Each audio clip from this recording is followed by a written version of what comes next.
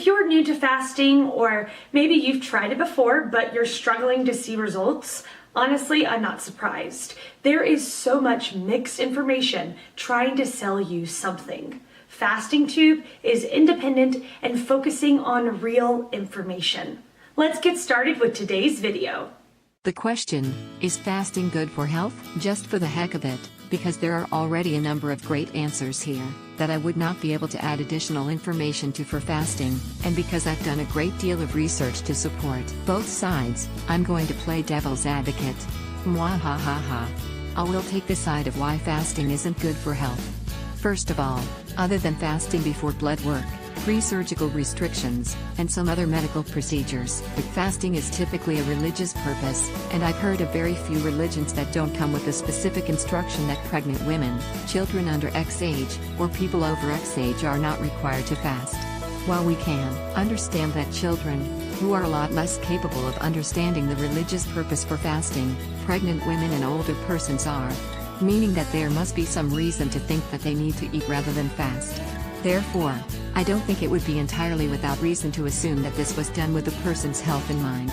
So, if there are people who are excluded from religious fasting because it is an issue of health, then it wouldn't be entirely out in left field to say fasting isn't really good for the health, yes?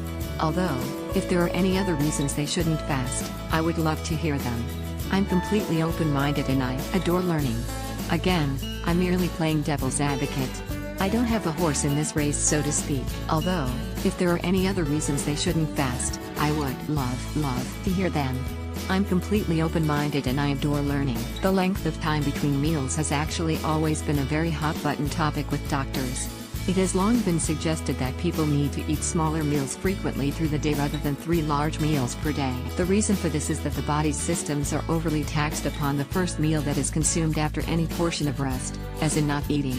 There are many arguments, from the side of those who champion eating all day long, that any benefit that has been gained from fasting is actually completely undone by the first consumption of food. The blood sugar/insulin spikes, the digestive system is overloaded, the kidneys are put upon and so on and so forth. Again, though, this is the argument of one side. My grandpa was actually a diabetic. He had a very extreme adult onset case and quite literally he pretty much had to eat little bites all day long. Sitting down to a large meal would almost kill him. Again, though, he had a lot of medical problems that were really out there. However, my vet has me now feeding one of my dogs 3 times daily. He has medical issues, he's on prednisone and we are trying to get weight off of him, and feeding him throughout the day instead of 1 or 2 meals helps him considerably.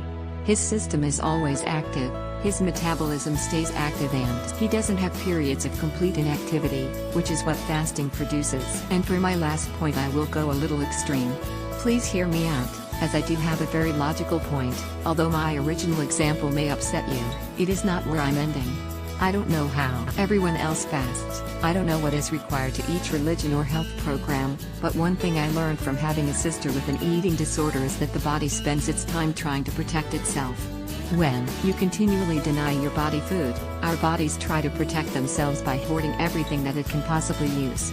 Your limbics won't lose weight despite that they are constantly ridding themselves of food unnaturally, their bodies are hoarding fat to survive. This protective instinct is why anorexics grow a peach fuzz on their skin, to keep warm, to protect against heat loss.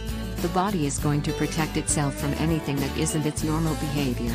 Now, I'm absolutely not stupid, and I'm not at all suggesting that anorexia nervosa is anything like fasting, it isn't.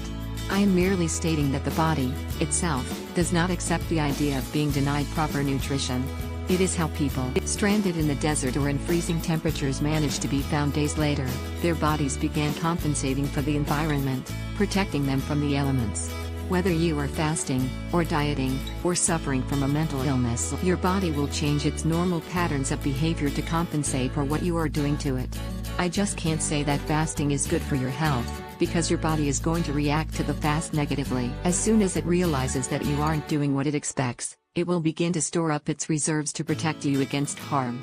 A fast that lasted over a matter of hours could result in more negative factors than positive ones. Please hear me out, as I do have a very logical point. Very logical point. Although my original example may upset you, it is not where I'm ending. Now, I'm absolutely not stupid, and I'm not at all suggesting that anorexia nervosa is anything like fasting. It isn't. Now, I'm absolutely not stupid, and I'm not at all suggesting that anorexia nervosa is anything like fasting. It isn't. Could myself.